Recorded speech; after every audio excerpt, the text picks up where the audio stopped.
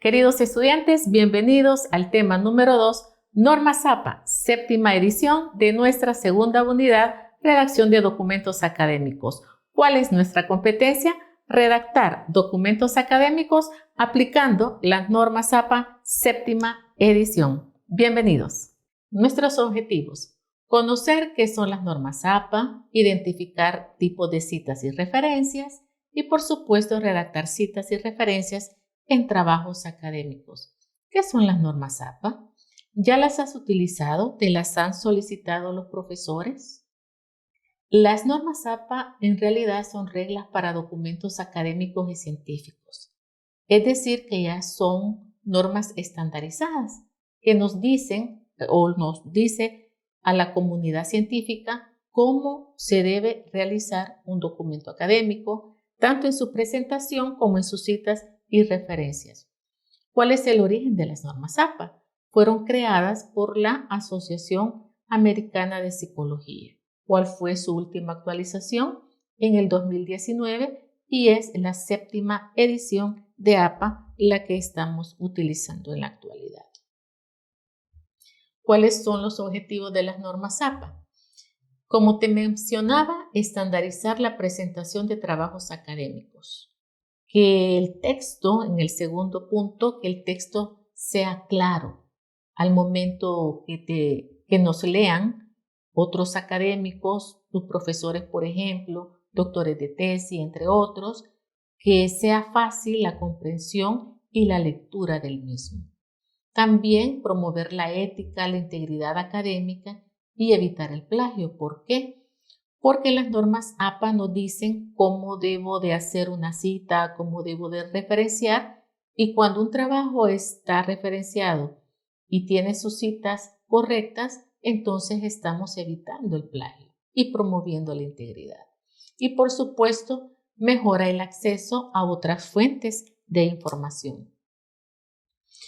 ¿Qué tipo de citas tenemos? Vamos a comenzar con las citas textuales o directas. Eso quiere decir que si a mí me interesa incluir en mi ensayo o en mi trabajo una definición, una causa, una estadística, yo lo puedo tomar exactamente como lo dijo el autor y colocarlo en mi trabajo. Por eso se llama cita textual.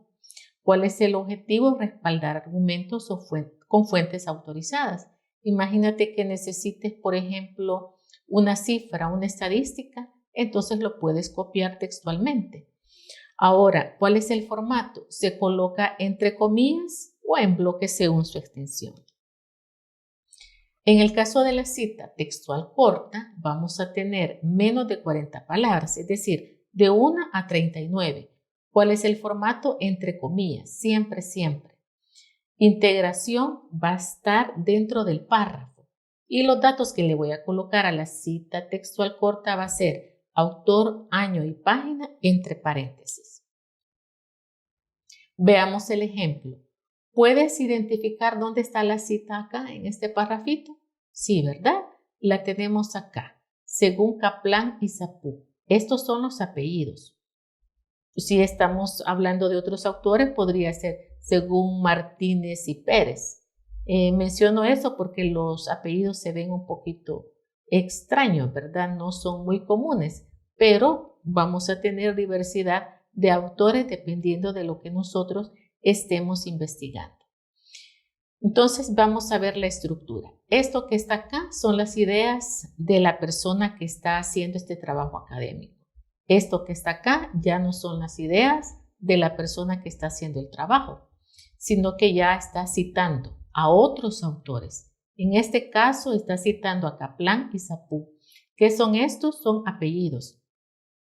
¿Y los nombres no los voy a colocar en una cita? No, no se colocan. Y si los autores tienen solamente un apellido, entonces solamente un apellido. Y si tienen dos, podemos colocar solamente el primero, ¿verdad? El primer apellido del autor. Podría ser, otros también podrían optar por colocar los dos apellidos. La APA dice que se puede también. Luego vamos a colocar el año entre paréntesis seguido de una coma y luego la cita encerrada en comillas. Esta sería la cita textual. Acá tenemos esquematizado.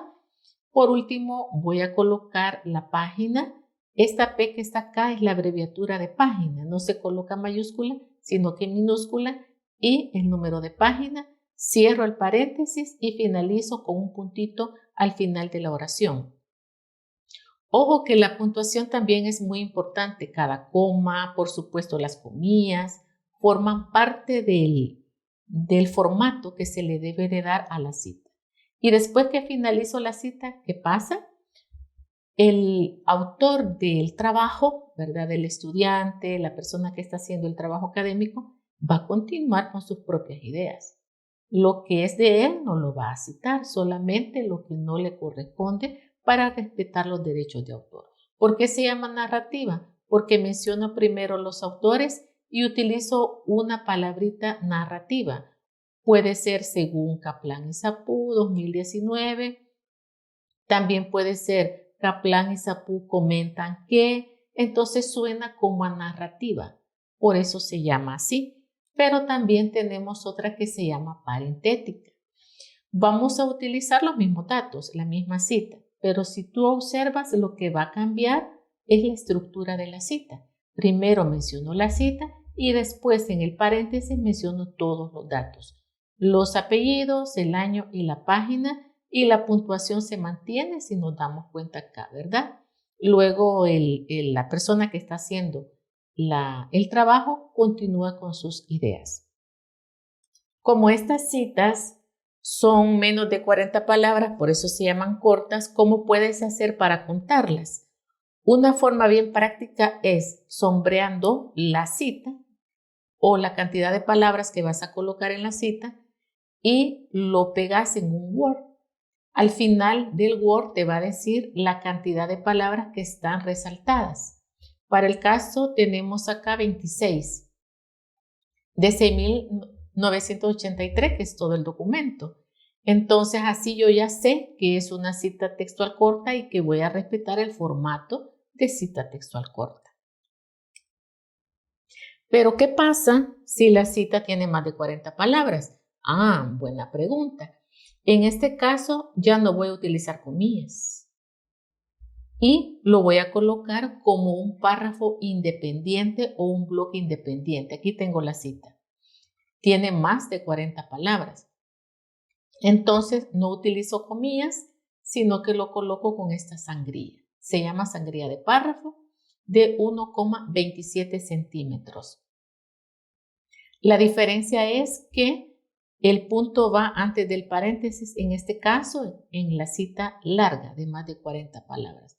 Ojo que uno de los errores bastante comunes de los estudiantes es que a la cita larga le coloca comillas y no lleva comillas, sino la sangría de párrafo. Pero también puedo tener una cita textual larga de más de 40 palabras, pero en el estilo parentética. Es exactamente lo mismo, párrafo con una sangría de 1,27 centímetros, sin comillas.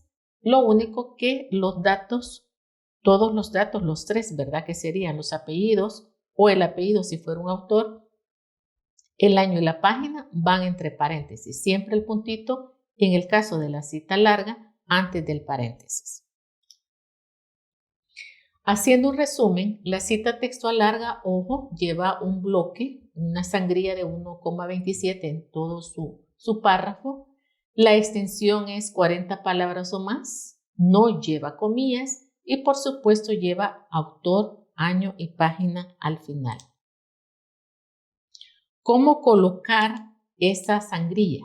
¿Cómo lo puedo hacer? En la opción párrafo, en un documento de Word, puedo buscar esta opción donde dice especial. Vamos a elegir primera línea y aquí vamos a colocar 1,27 centímetros para que automáticamente el párrafo se coloque así. Y si hacemos esto, vamos a tener este resultado. Esto que está en negro es el margen del documento normal, el margen izquierdo. Aquí van a ir todos los párrafos. con una sangría primera línea en todos los párrafos, pero la cita sí va a llevar un poquito más de 1,27 centímetros, por lo tanto se va a ver un párrafo más adentrado, por decirlo así, del margen normal que lleva todo el documento. ¿Y por qué lo vamos a hacer así? Porque como no lleva comillas, la forma de identificar la cita larga va a ser a través de esta sangría de bloque o de toda la cita. De igual manera, las citas largas van a ser de las dos clases, ¿verdad? Parentética o narrativa, dependiendo de la que tú elijas en la redacción de tu texto. Aquí tenemos la narrativa, un ejemplo, y también puedo yo señalar el texto que quiero citar en la cita larga para saber cuántas palabras tiene. Para el caso tengo 63. Como tengo 63, voy a dar el estilo de cita larga. Pero si tuviera 30, entonces el estilo sería cita corta, que es otro formato. Ojo con eso, ¿verdad? Ahora, tenemos la cita parafraseada. ¿Qué es la cita parafraseada indirecta? Es cuando yo quiero citar a un autor, pero en mis propias palabras, sin cambiar la idea original del autor.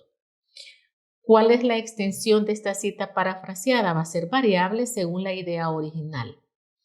¿Y qué voy a citar? ¿A quién voy a colocar en la cita? Al autor y el año. La página no la coloco en la cita parafraseada, solo en la cita directa. ¿Cuál es el objetivo? Integrar fluidamente ideas en el texto propio. Aquí tenemos el ejemplo de parafraseo narrativo, en el cual menciono los autores y menciono plantean qué, y todo esto, que es la cita parafraseada, es una cita reelaborada a partir de las ideas originales de los autores.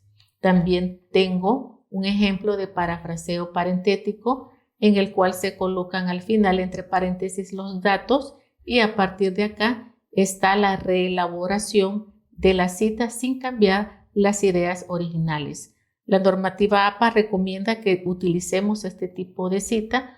¿Por qué? Porque nosotros podemos reelaborar y adecuar, lo cual hace que el documento tenga más fluidez y más naturalidad.